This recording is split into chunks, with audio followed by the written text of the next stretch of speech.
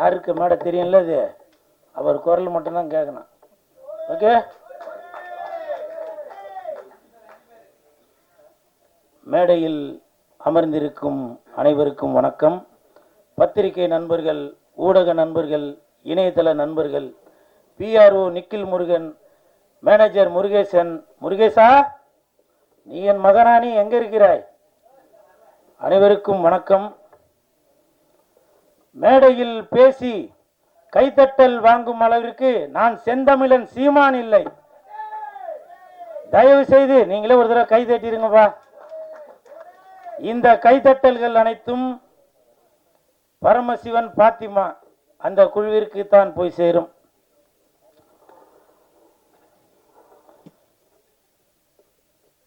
செந்தமிழன் சீமான் sir, அண்ணே வணக்கம். பரமசிவன் கழுத்தில் இருக்கும் பாம்பு கேட்டது, சீமான் சௌக்கியமா? இருக்கும் இடத்தில் இருந்து கொண்டால் எல்லாம் சௌக்கியமே, இசக்கி சொன்னது. அதில் இல்ல, இதில் அர்த்தம் உள்ளது. இயக்குனர் திரு இசக்கி கார்வண்ணன் அவர்களிடம் நான் கேட்டேன், சார் நம்ம படத்திற்கு இசை வெளியீட்டு விழாவுக்கு யார் சிறப்பு விருந்தினராக வருது அப்படின்னு.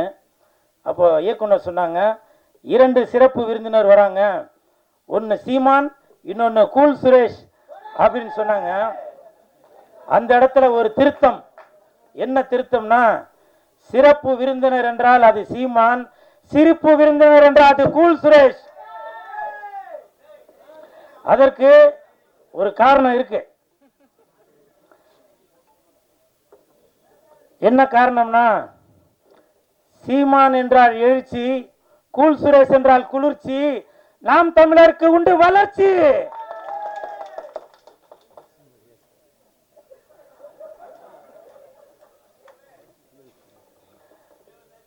அது மட்டும் இல்ல, நான் எதுக்கு சீமான் அண்ணனை வந்து இந்த இடத்துல ஏதோ ஜால்ரா போட்டு ஏதோ பெருமையா பேசுறாரு போல அப்படின்னு சில பேர் நினைக்கலாம். கமெண்ட்ல சில பேர் கூட அந்த மாதிரி கமெண்ட் பண்ணிட்டு இருக்கீங்க. அதுக்கு ஒரு உதாரணம் சொல்றேன். இந்த பரமசிவன் பாத்திமா அந்த படத்திற்கு உண்மையிலேயே தகுதியான ஒரு மனிதர் என்றால் அது செந்தமிழன் சீமானந்தன் மட்டும்தான். தமிழகத்தில் மட்டுமல்ல, இந்தியாவில் மட்டுமல்ல, உலகத்தில் உள்ள யாரை எடுத்துட்டாலுமே சரி, இந்த பரமசிவன் பாத்திமா படத்திற்கு இசை வெளியீட்டு விழாவிற்கு வரக்கூடிய தகுதியான ஒரே மனிதர் அது செந்தமிழன் அண்ணன் சீமான் அவர்கள் தான். காரணம், பாத்திமா பரமசிவன், பரமசிவன் பாத்திமா, பரமசிவன் ஆண், பாத்திமா பெண். தமிழகத்தில் 234 தொகுதிகளிலுமே புரிஞ்சிருக்கும் நினைக்க தட்டுங்க. 234 தொகுதியிலுமே சரிசமமாக ஆண் 117, பெண் 117 கொடுத்தாங்களா? இப்ப சொல்லுங்க, பரமசிவன் பாத்திமா அந்த படத்திற்கு இசை வெளியீட்டு விழாவிற்கு ஒரே தகுதியான மனிதர் என்றால் அது செந்தமிழன் அண்ணன் சீமான் அவர்கள் தான். அதே மாதிரி இந்த படத்துல இசக்கி கார்வண்ணன் அவர்கள், இயக்குனர் அவர்கள் நிறைய டைலாக், அது நம்ம பார்க்கும்போதே நம்மளை அறியாமலே கண்டிப்பாக நீங்கள் படம் பார்க்கும்போது தெரியும் பாருங்க, அந்த கூஸ் பம்ப்ஸ்ன்னு சொல்லுவாங்களே அது நடக்கும். காரணம், நானே அதில் சில வசனங்களை பேசியிருக்கேன், அவர் சாருக்கு சொல்லி கொடுத்ததான். மத பிரச்சனைன்னு சொல்லாதீங்க, 2 மனிதர்களுக்குள்ள பிரச்சனைன்னு சொல்லுங்க அப்படின்னு ஒரு வசனம் வரும். ஜாதி பிரச்சனைன்னு சொல்லாதீங்க, இது ஜனங்களுக்குள்ள பிரச்சனைன்னு சொல்லுங்க அப்படின்னு சொல்லி அந்த படத்தில் வசனங்கள் வரும். அப்படி இன்று மக்களுடைய மனநிலையை புரிந்து கொண்டு அந்த படத்தை இயக்கி வசனமும் எழுதி தயாரித்து இருக்கிறாரு இயக்குனர் இசக்கி கார்வண்ணன் அவர்கள். அவருக்கு என் மனமார்ந்த நன்றி. அதே மாதிரி ஒரு வார்த்தையும் சொன்னாங்க, தலைவா இந்த படத்தில் நீங்கள் வந்து செகண்ட் ஹீரோ அப்படின்னு. அது உண்மையாக பொய்யான்னு தெரியல. அப்படி சொன்னாதான் இவன் வந்து ப்ரமோஷன் எதுவும் பண்ணுவான் அப்படின்றதுக்காக சொன்னாங்களா என்னன்னு தெரியல. இருந்தாலும் சார், இந்த படத்தில் நான் நடிச்சிருக்கேன். கண்டிப்பாக என் உடல் பொருள் ஆவி அனைத்தும் இந்த பரமசிவன் பாத்திமாக்கு கண்டிப்பாக அர்ப்பணிச்சுட்டு தான் போறேன். அதே மாதிரி படத்தின் ஒளிப்பதிவாளர் சுகுமார் சார், இந்த படத்தில் ஒளிப்பதிவை மட்டும் கவனிக்காமல் நல்ல அற்புதமான நடிப்பையும் கொடுத்துருக்காரு. எனக்கு தெரிஞ்சு அடுத்த பிரகாஷ்ராஜ் அவர்களாக வருவதற்கு நிறைய வாய்ப்பு இருக்கு. எங்க அவரு வாங்க. எதுக்காக இது சொல்றேன்னா, ஷூட்டிங் ஸ்பாட்டில் சொன்னாரு, தலைவா அடுத்து நான் ஒர்க் பண்ற படத்துல எல்லாத்துலயும் நீங்க இருப்பீங்க, எல்லாத்துலயும் இருப்பீங்கன்னாரு. 3 படம் ஒர்க் பண்ணிட்டாரு, இது வரைக்கும் கூப்பிட காணோம். இல்லை, இந்த மாதிரி இடத்துல சொன்னாதான், ஃபோன் பண்ணி சொன்னா அது சரியா இருக்காது இல்லையா. அதே மாதிரி படத்தின் கதாநாயகன் கமல் அவர்கள், விமல் அவர்கள், இல்லை அந்த அந்த கமல் விமலுக்கு ஒரு காரணம் இருக்கு. விமல் அவர்கள், அவரை பற்றி சொல்றதுக்கு ஒன்றும் பெருசாக ஒன்றும் இல்லை. அதுக்கு என்ன காரணம்னா, ஷூட்டிங் ஸ்பாட்டில் அவர் உண்டு, அவர் வேலை உண்டுன்னு இருக்காரு. எனக்கு தெரிஞ்சு விஜய் சார் அப்படி இருப்பார். அதே மாதிரி விமல் அவர்களும் தான் உண்டு தன் வேலை உண்டு அப்படின்னு இருக்காரு. கூப்பிட்டாக்க ஷாட்டுக்கு வராரு, இல்லைன்னா போய் பேசாமல் உட்காந்துறாரு. அப்படி ஒரு அற்புதமான மாதிரி நான் ஃபஸ்ட்டு அவர் கூட தான் அந்த படம் ஒர்க் பண்ணியிருக்கேன். ஸோ வாழ்த்துக்கள் விமல் சார், வாழ்த்துக்கள். அந்த தம்பி உன் பேர் நம்ம விஆரா? விஆர். அந்த தம்பி வந்து என் பக்கத்தில் உட்காந்துருக்கும்போது நான் எழுதிட்டு இருந்தேன், ஏன்னா என்னையும் கொஞ்சம் இப்போ நல்லா பில்டப்பாக சொல்லுங்கண்ணா அப்படின்னா. ஆனால் அவன் பேசும்போது அது சொல்லியிருக்கனால அது சொல்ல காணாம். இருந்தாலும் பரவாயில்ல, அந்த தம்பி விஆர் இந்த படத்தில் நல்லா நடிச்சிருக்கான். அந்த பொண்ணு கூடயே சுற்றின்னு இருப்பான். அவருக்கும் என் மனமார்ந்த நன்றிகளை தெரிவித்துக் கொள்கிறேன். அப்புறம் மிகப்பெரிய நன்றி இயக்குனர் அவர்களுக்கும் இசையமைப்பாளர் உங்கள் பேர் என்ன சார்? தீபன் அவர்களுக்கு என் மனமார்ந்த நன்றி. ஏன்னாக்க நான் ஆடுற மாதிரி ஒரு பாட்டு போட்டு கொடுத்துருக்கீங்க, மிக்க நன்றி. ஏன்னா என்னையும் இந்த மாதிரி ஆட முடியும் அப்படின்னு சொல்லி எனக்கு ஒரு ஒரு ஒரு பேர் ஒன்று கொடுத்து, அந்த பேர் வந்திருக்காங்களா? அதெல்லாம் வரவேணான்னு இருப்பீங்களா? கூல் சுலேஷ் வளர்ச்சி பிடிக்காதாப்பா? என்ன பலா? ஆமாம் ஆமாம், சிவசிவாய.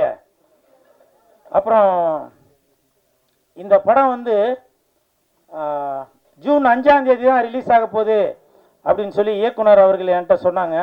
உடனே எனக்கு வந்து ரொம்ப கன்ஃபியூஸ் ஆகி போச்சு. ஏன்னா அன்னைக்கு தான் தக் லைஃப் படம் ரிலீஸ் ஆகுது. அப்போ நான் வந்து சார்கிட்ட கேட்டேன், சார் அன்னைக்கு தான் தக் லைஃப் படம் வருது, அப்போ கமலுக்கும் விமலுக்கும் போட்டியா அப்படின்னு கேட்டேன். ஐயோ அப்படிலாம் இல்லை சார் அப்படின்னாரு. அப்போது சிம்புவுக்கும் கூல் சுரேஷுக்கும் போட்டியா அப்படின்னா, ஐயோ அப்படிலாம் இல்லை சார் அப்படின்னாரு. நான் வந்து இயக்குனர் அவர்களிடம் ஒரு தாழ்மையான ஒரு வேண்டுகோள் ஒன்று வைத்தேன். என்னன்னாக்க, அன்னைக்கு என் தலைவன் எஸ்டிஆர் அவர்கள் நடித்த படம் வருது, அதனால் நீங்கள் ஒரு நாள் தள்ளி ஜூன் 6ஆம் தேதி வைங்க அப்படின்னு சொன்ன அந்த வேண்டுகோளை ஏற்றுட்டார். ஏன்னா இதுதான் என் தலைவன் எஸ்டிஆருக்கு நான் செய்யும் கைமாறு. இது வந்து பெரிய போட்டி எதுவும் இல்லை, இருந்தாலும் என் தலைவனை நான் இப்படி தான் பார்க்கணும் அப்படின்ற ஒரு எண்ணத்தில் தான் சொல்கிறேன். என்றைக்குமே வெந்து தணிந்தது காடு, வெந்து தணிந்தது காடு, சீமானனுக்கு வணக்கத்தை போடு. அப்புறம் இன்னொரு முக்கியமான விஷயம், கமல் சார், நீங்க வந்து உலக நாயகனாக இருந்து விண்வெளி நாயகனாக மேல ஒரு படி போயிட்டீங்க. அந்த உலக நாயகன் அந்த பட்டம் வந்து இப்ப வெற்றிடமா இருக்கு. என் தலைவன் எஸ்டிஆர் அவர்களுக்கு அந்த உலக நாயகன் பட்டத்தை நீங்க கொடுக்கணும் அப்படின்னு சொல்லி நான் தாழ்மையுடன் கேட்டுக்கொள்கிறேன். இன்று முதல் உலக நாயகன் என்றால் அது சிலம்பரசன், விண்வெளி நாயகன் என்றால் அது கமலஹாசன். விண்வெளி நாயகன் என்றால் அது கமலஹாசன், உலக நாயகன் என்றால் அது சிலம்பரசன்.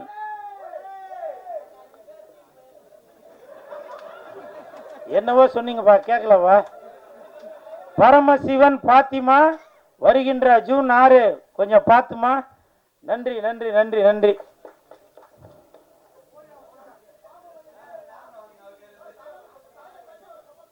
ஓகே ஓகே ஓகே அம்மா, அடுத்து ஆரம்பிச்சிடலாமா? இப்போ இல்லை நான் இந்த இடத்துல ஒரு விஷயம் சொல்லணும்னு நினைக்கிறேன். இப்போ நிறைய பேர் நினைக்கிறான், என்னவோ அப்படி போட்டுனா அப்படி வந்து நிற்கிறானடா அப்படின்னு. அதை பற்றிலாம் நான் எதுவும் கவலைப்படலைங்க. இதே நான் ஒரு ஒரு படத்தில் போட்டு நான் ஆடி இருந்தால் என்ன ரசிப்பேன்? சினிமாவில் காதலிச்சா ரசிக்குதப்பா உள்ளம், நிஜ வாழ்க்கையில் காதலிச்சா பறிக்குதப்பா பள்ளமா? சொல்லுங்க. இதெல்லாம் பார்த்தா உங்களுக்கு இப்பவும் சொல்றேன் வேணாம் அது சொன்னா.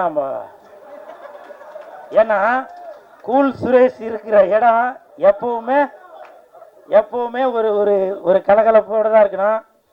நிறைய பேர் கமெண்ட்ல அது இது சொல்லுவீங்க. செந்தமிழர் அண்ணன் சீமான் அவர்கள் இருக்காங்க, அவர் சொன்ன வார்த்தையை தான் இப்ப நான் சொல்றேன். வேர்க்காமல் விளையாட முடியாது, விமர்சனம் இல்லாமல் வளர முடியாது. அண்ணன் சீமான் அவர்கள் சொன்னதுதான். நான் அதை இன்ன வரைக்கும் அதை ஃபாலோ பண்ணிட்டு தான் இருக்கேன். சரிங்களா? நிறைய பேர் நினைக்கலாம் என்னப்பா இவர் வந்து ஏதோ கோமாளி வேஷம் போட்டுட்டு இருக்காரு அப்படின்னு. நான் கோமாளி இல்லைங்க, இன்னை வரைக்கும் ஏமாளி. என்னை எத்தனை இயக்குநர்கள் ஏமாத்திருக்காங்க தெரியுமா? எத்தனை தயாரிப்பாளர்கள் என்னை ஏமாத்திருக்காங்க தெரியுமா? ஒரு ஒரு படத்துக்கும் கதாநாயகன் கதாநாயகி அவங்க இவங்க எல்லாரையும் நடிக்க வச்சு அதை பண்ணி இதை பண்ணிட்டு வெள்ளிக்கிழமைக்கு என்கிட்ட சொல்லுவாங்க, சார் நான் தெரியாம அவரை புக் பண்ணிட்டேன், தெரியாம இவங்களை புக் பண்ணிட்டேன் அப்படின்லாம் சில விஷயங்கள்லாம் சொல்லுவாங்க. அப்போ என்கிட்ட சொல்லுவாங்க, சார் நீங்க தான் வந்து கொஞ்சம் ஏதாவது இது பண்ணுங்க, நான் உங்களை அடுத்த படத்தில் அதை பண்றேன் இதை பண்றேன்னு. இப்பவும் சொல்றேன், நான் கோமாளி இல்லைங்க, ஏமாளி.